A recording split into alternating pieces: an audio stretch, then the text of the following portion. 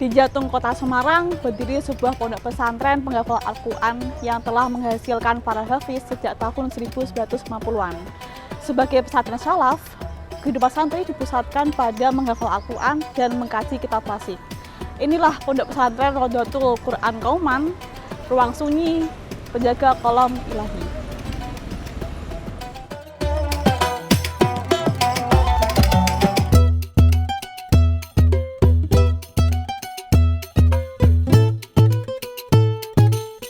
Nah, pemirsa TV-ku, pada episode kali ini saya akan bertemu pengasuh pondok pesantren Rodotul Quran Kauman, yaitu Gus Ahmad.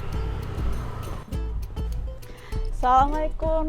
Waalaikumsalam warahmatullahi wabarakatuh. Alhamdulillah. Gimana kabarnya, Gus? Baik, alhamdulillah sehat. Ini kan saya penasaran banget nih Pak, untuk sejarah dan cikal bakal dari pondok pesantren, dan mungkin juga penasaran nih Pak soal dengan kegiatan yang ada di pondok pesantren. Apalagi jelang Ramadan juga ya Pak ya. Gitu. Mungkin bisa diajak Pak mungkin. Ya, mari nanti saya turunkan di beberapa pesantren yang kita ada di seluruh wilayah Kauman. Oke Pak. Mari.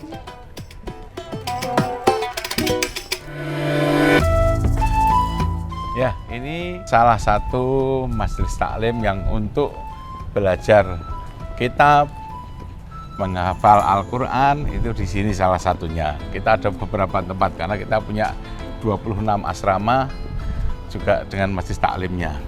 Nah, ini majelis taklim yang kita datangi ini baru aja diresmikan, baru jadi ini diresmikan oleh Pak Wakil Gubernur Jawa Tengah pada tanggal 13 Januari 2026.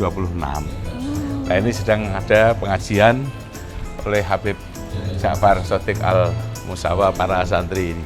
Ya, jadi ini salah satunya, bukan semuanya di sini. Ini salah satunya di majelis taklim ini ya. Ini bisa di-shot ya, ini baru saja diresmikan oleh Pak Wakil Gubernur. Jadi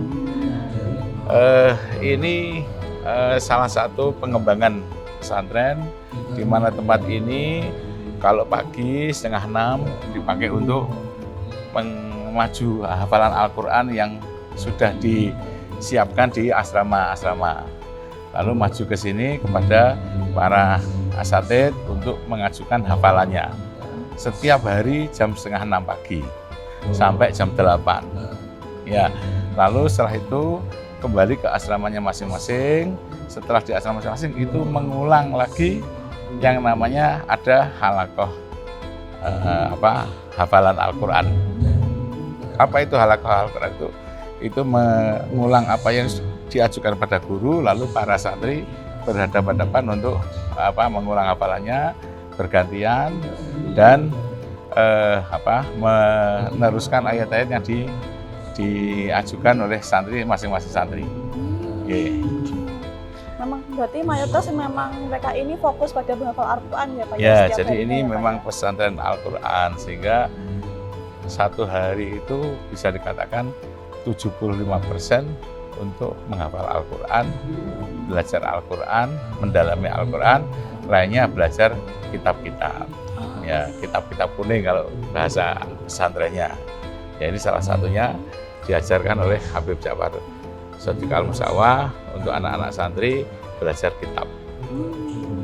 Kalau mayoritas itu santri itu berasal dari mana saja sih Pak? Ya, kita insya Allah seluruh Indonesia ada perwakilan.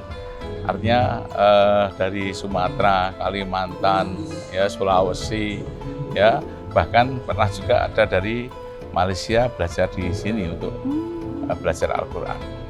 Oh wow, sampai luar negeri juga ya Pak ya? Kalau pada tahun ini tuh terdatanya santri ada berapa ya Pak jumlahnya? Iya, insya Allah kita berkisar pada sekitar 300 santri. Yang putri itu kira-kira 220, yang putra 80-an. Jadi santri putri memang jauh lebih banyak. Di seluruh Indonesia ada, ya. Dan mereka ke sini untuk menghafal Al-Quran, ke sini untuk belajar mendalami Al-Quran, karena memang di sini di Kauman ini, Kauman Semarang ini adalah dideklarasikan oleh dulu waktu itu adalah Ketua Umum PBNU Bapak Kiai Haji Said Akil Siraj, bahwa di Kauman ini adalah Kauman Kampung Quran, Kauman yang dipakai untuk masyarakat se-Indonesia bahkan luar negeri untuk belajar Al-Quran ya di sini ini. Ya, jadi setiap hari kalau di sini yang di Masjid Taklim ini itu pagi, tapi kalau sore itu ada di beberapa tempat kita belajar Al-Qurannya karena kita punya 26 asrama yang bisa dipakai untuk belajar Al-Quran. Oh gitu.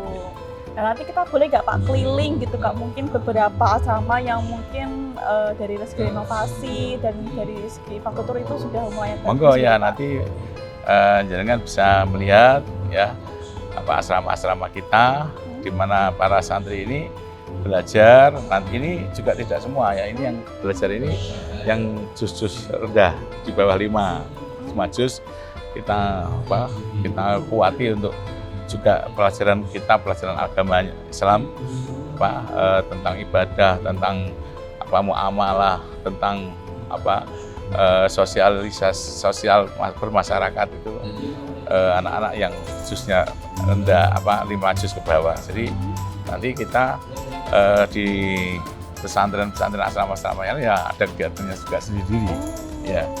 Jadi tidak semua kesini semua. Ya, tapi kalau pagi 5:30 kesini semua. Ya, ini kita pada jam berapa ini? Siang ini ya. Oh iya, boleh. Nah, pemirsa TV-ku. Nah, nanti kita nggak lama lagi akan keliling nih ke asrama-asrama putra maupun putri ya Pak ya. Dan juga kebetulan juga ada nih klinik kecantikan ya Pak, yang dimana juga ada pengembangan skill dari santriwati gitu. Mungkin mari Pak ke asramanya. Ya, ayo, mari.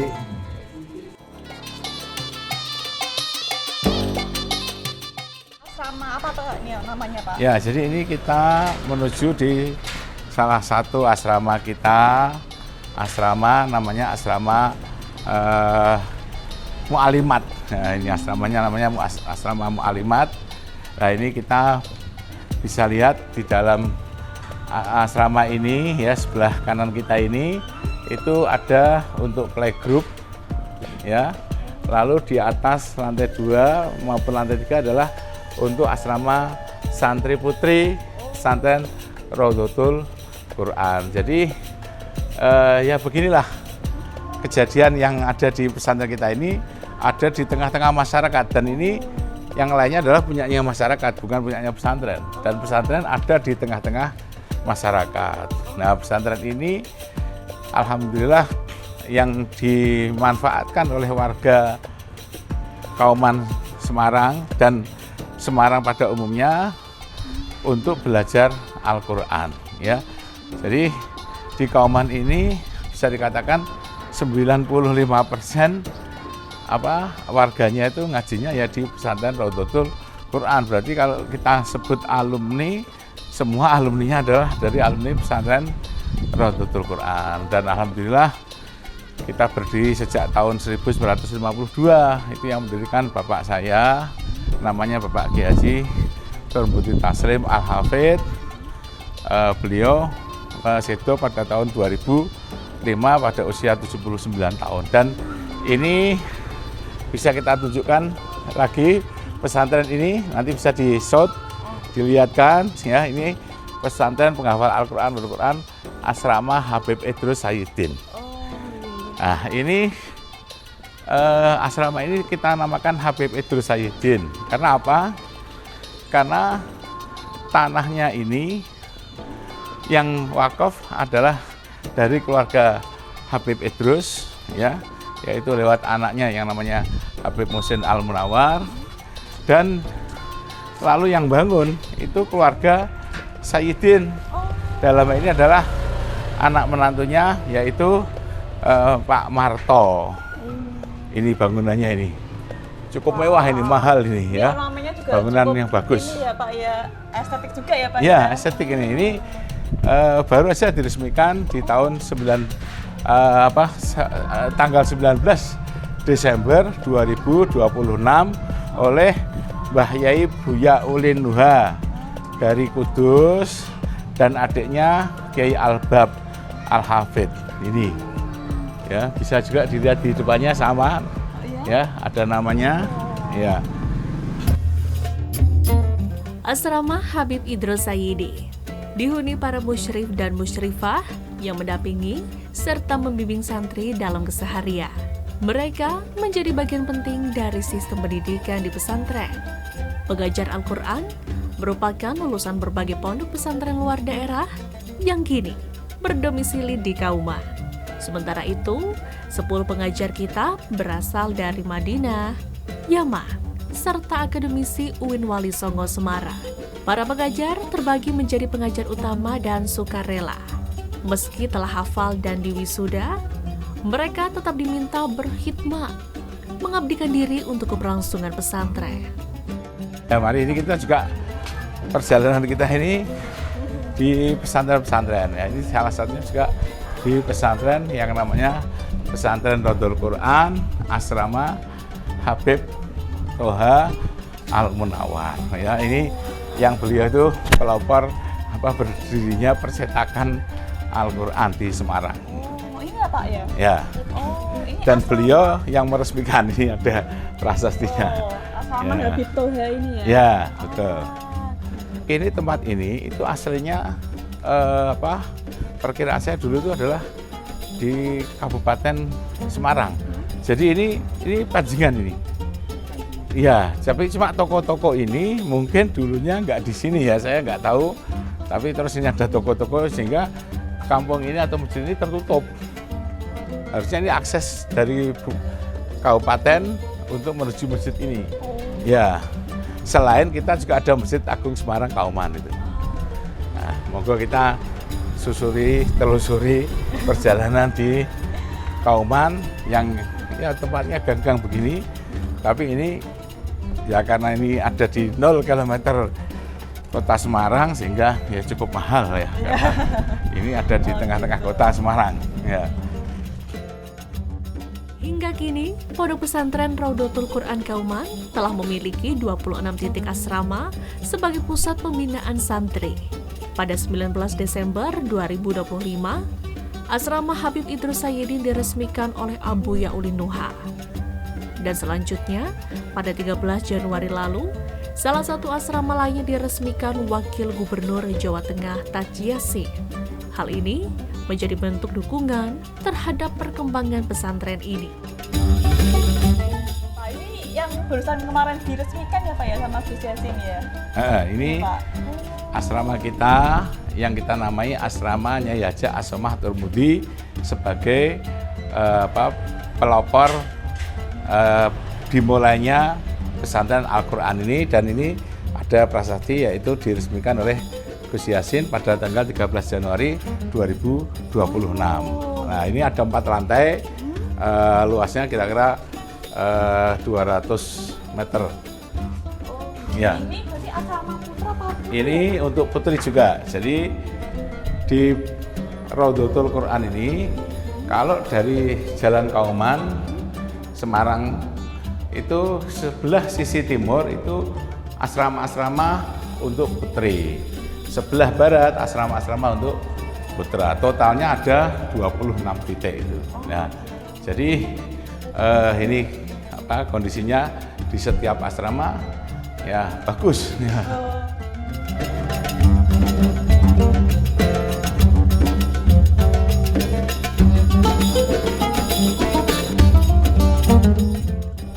Satu hari ya cukup untuk dipakai berputar. Oh. Ya, karena ada 26 titik kita itu. Oh, Ya. ini apa Pak?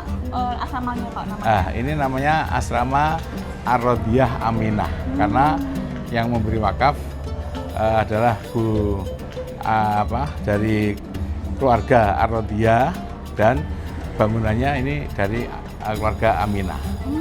Ya. Ini ada kegiatan apa nih Pak? Kebetulan kok ada ramai sekali Ini sertifikat resmi setelah ya, kita dari kegiatannya sangat ramai belajar sekali. di pusat pesantren, terus ada lagi namanya ini halaqah, ini saling simak-simaan itu untuk mempertajam hafalannya.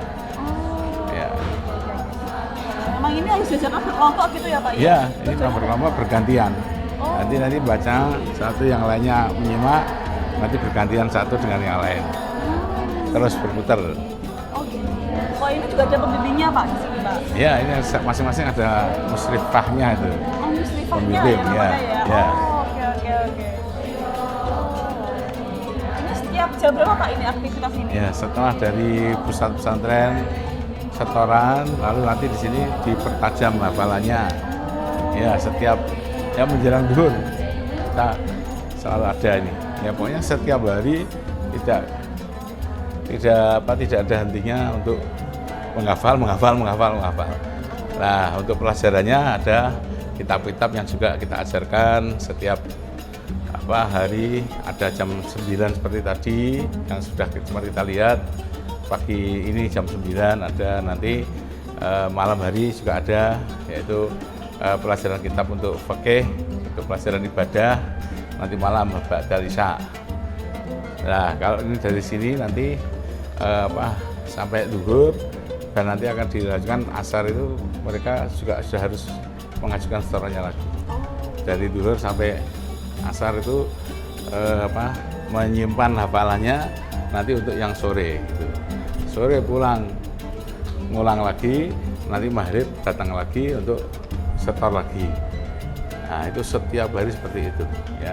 Jadi kalau yang maju kepada guru itu jam 5:30 pagi, lalu jam 3 sore dan jam 6 sore. Nah, lainnya dipakai untuk ada yang halaqah seperti ini, ada yang dipakai untuk mengkaji Al-Quran juga ya. Terus juga menghafalkan undaan ya. Kalau kita bahasnya undaan itu juz-juz yang berikutnya yang belum dihafal itu dihafalkan lagi, terus diajukan pada sore hari jam 3 itu selama dari pagi setelah maju terus. Nah, ini modelnya setiap hari kita kalau bisa satu halaman Al-Quran. Nah, Al-Quran itu kira-kira ada 600 halaman. Sehingga kalau setiap hari satu halaman itu menambah hafalannya setiap hari itu butuh 600 hari. Sehingga butuh sampai 2 tahun. Tapi itu pun kan tidak bisa setiap hari orang menghafal maju lagi, kan lupa yang belakang. Nah, inilah yang belakang juga dihafalkan lagi. Jadi halaman 1, 2, 3, 4, 5. Nanti mengulang 1 sampai 5. Terus 6, 7, 8, 9, 10. Mengulang dari 6 sampai 10. 11, 12, 13, 14, 15. Diulang lagi yang 11, 12, 13, 15 satu kali. Terus 16, 17, 18, 19, 20. Nah, itu 1 juz.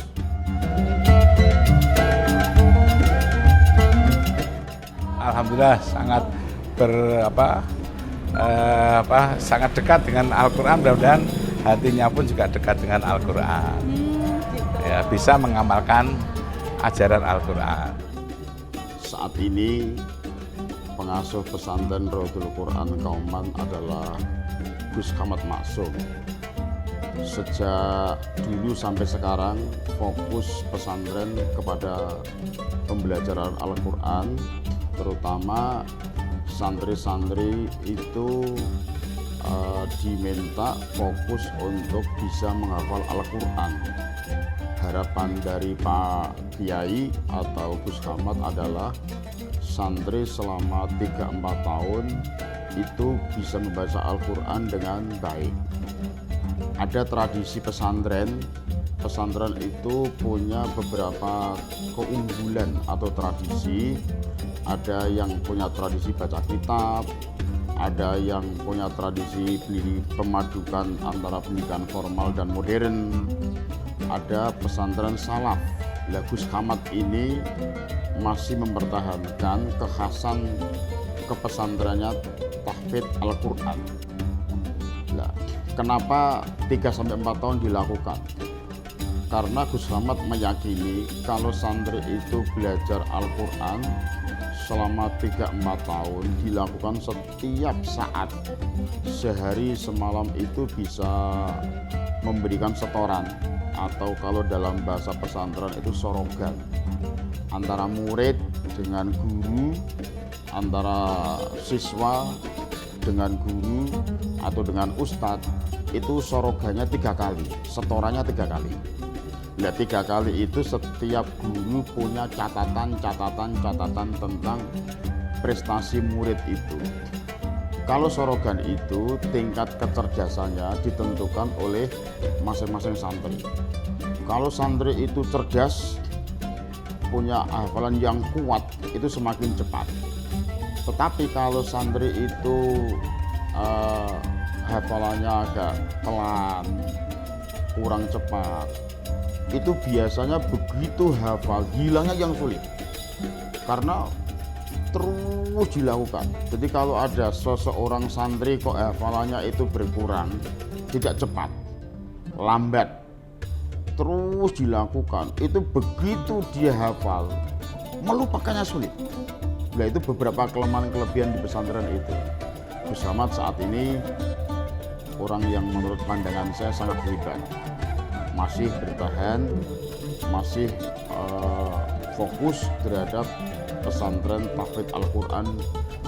Dan di kota Semarang, ibu kota, jantung kota Semarang itu ya ada di Kota Lama, ada di Kauman.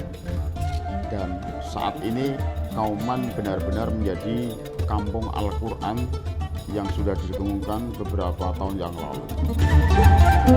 Perjalanan kita menyusuri asrama Ponpes Rodotul Quran Kauman hari ini memperlihatkan satu hal, cahaya itu tumbuh dari pengabdian dan lantunan ayat suci yang tak pernah berhenti. Di tempat inilah hafalan dan akhlak dibentuk, harapan generasi ditubuhkan, dan dari Kauman cahaya itu terus menyala. Saya Fadila Intan dan kru bertugas pamit undur diri. Sampai jumpa di Cahaya dari Pondok berikutnya. Wassalamualaikum warahmatullahi wabarakatuh.